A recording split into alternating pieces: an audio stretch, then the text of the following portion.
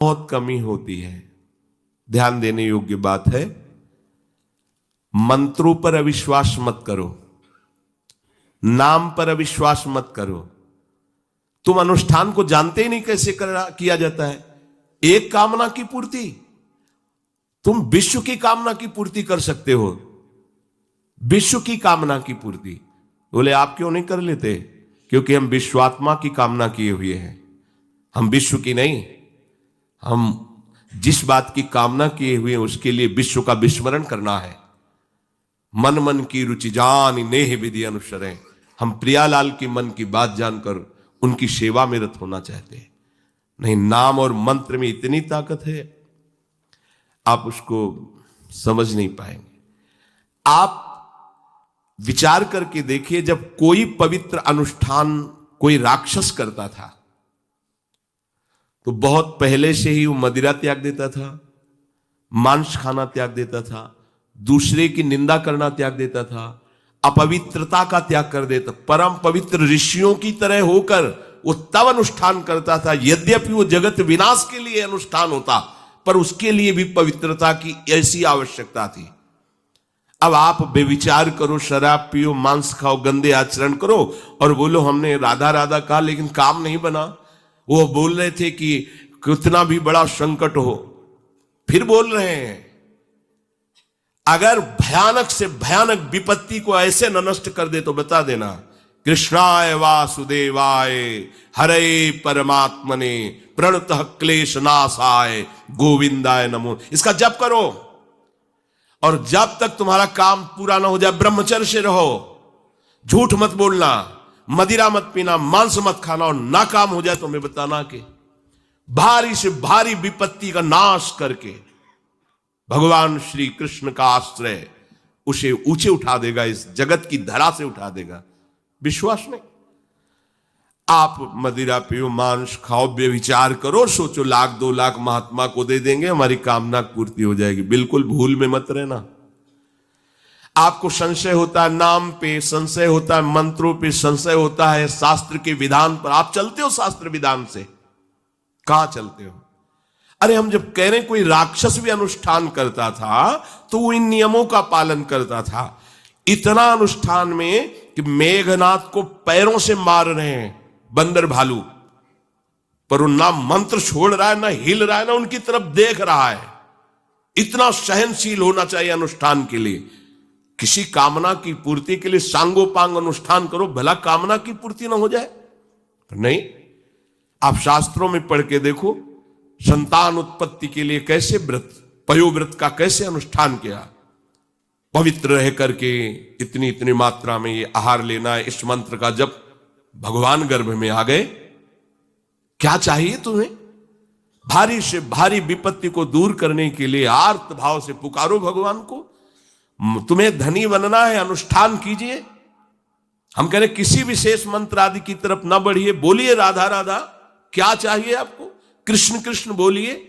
सब मंत्रों का सार है नाम में, आप बोलिए तो नाम। पवित्र होइए, गंदे आचरण छोड़िए। क्या चाहिए आपको? भगवान का नाम जहां गूंजता है वहां ऐश्वर्य अपने आप चरणों में लौटता है। अब छल कपट करो, हिंसा करो, गंदे आचरण करो, सोचो हम बहुत बड़े धनी बन जाएं, तो दुष्कृति का फल दरिद्रता और दुख होता है। सुकृत का फल ऐश्वर्य और सुख होता है। अब लगाओ तुम कांटेदार वृक्ष और चाहो कि हमको रसीला फल प्राप्त हो, तो इसे मूर्खता ही कहते हैं। फिर दोष देता है काल, कर्म, ईश्वर को, शास्त्रों को, मंत्रों। अरे कुछ नहीं, नाम मंत्र में जरा सी भी अनुष्ठान में त्रुटि हो जाए तो उसका फल बदल जाता है। आप कहां अनुष्ठान कर रहे हैं? कौन सा अनुष्ठान कर रहे हैं?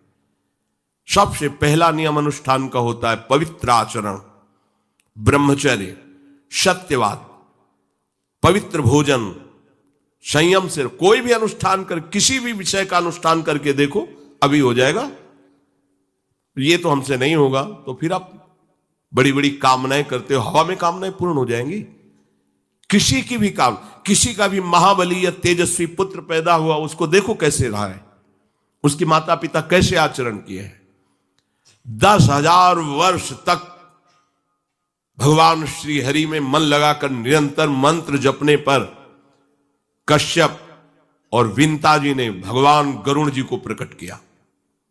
भगवान गरुण जी श्री हरि के वाहन, प्रथम पुत्र अरुण जी जो सूर्य के सामने बैठे हुए हैं, सारथी बने 10,000 वर्ष।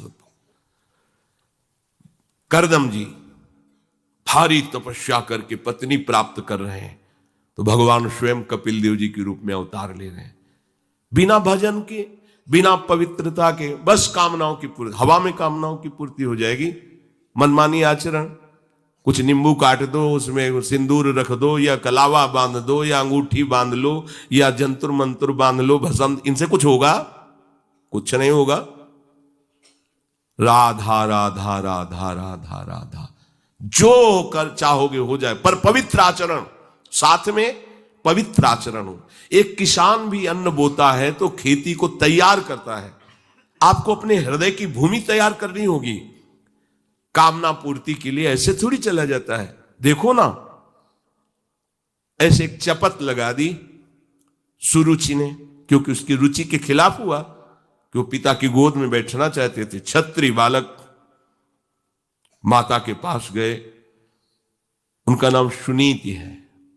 वो सुंदर नीति से चलती है, वो रुचि से चलती है, सुरुचि अपनी रुचि, और वो सुनीति सुंदर नीति से चलती है। मां, पिताजी ने गोद में बैठाला नहीं, और मां ने चपत लगा दी और कहा तू ऐसे कि गर्भ से प्रकट हुआ है, सिंहासन का अधिकारी नहीं। अगर तुझे सिंहासन पर बैठना है तो जा तपस्या कर और मेरे गर्भ से प्रकट हो। तपस्या इस बात की कर कि मेरे गर्भ तब कहीं तू पिता की गोद में बैठ सकता है। बोले हां बेटा। महाराज तो मुझे दासी भी मानने के लिए अब तैयार नहीं है। बेटा, भगवान नारायण का जिसने आश्रय लिया उसकी कोई कामना अधूरी नहीं रही। जाओ तुम भगवान श्री हरि का आश्रय लो, वही तुम्हारी कामना की पूर्ति करेंगे। मेरे में तो कोई सामर्थ्य नहीं, पर मैं आशीर्वाद देती हूं।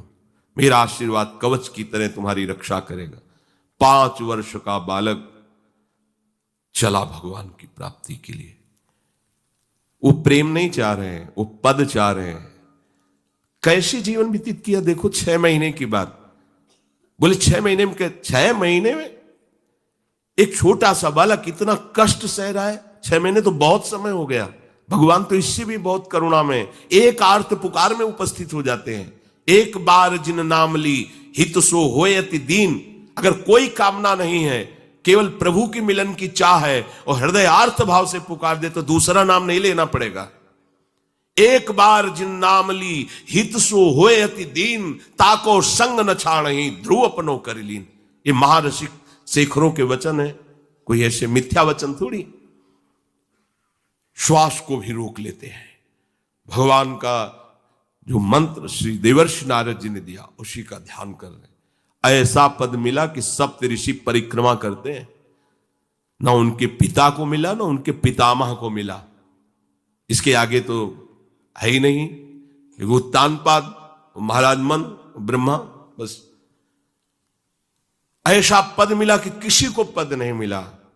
पर आप देखो कामना की पूर्ति के लिए कैसे निष्ठावान हो करके, प्राणों को समर्पित करके भगवान के न आप बीड़ी सिगरेट पियो, प्याज लहसुन मांस मछली दुनिया की दलित दुराएं करो, हाँ हमारी कामनाओं की पूर्ति हो जाए। बेकार बकवास करते हैं लोग आकर। परमार्थ को एक हंसी बना दिया है, एक मजाक बना दिया है। संतों को एक नाटक बना दिया है। संत मार्ग को एक उपहास का स्वरूप बना दिया है। हमारी ये कामना की पूर्ति कर दो। उनका जीवन कामना की पूर्ति के लिए तुम्हारे, अरे तुम्हें निष्काम करके भगवत साक्षात्कार कराने के लिए कि ये छोटी मोटी जिनमें तुम फंस कर तुम्हारी दुर्गति हो रही, उसी में और वो बढ़ावा देने के लिए। पर संसार तो अपनी बात मानता है, उस ना शास्त्र की बात मानता है ना संतों की।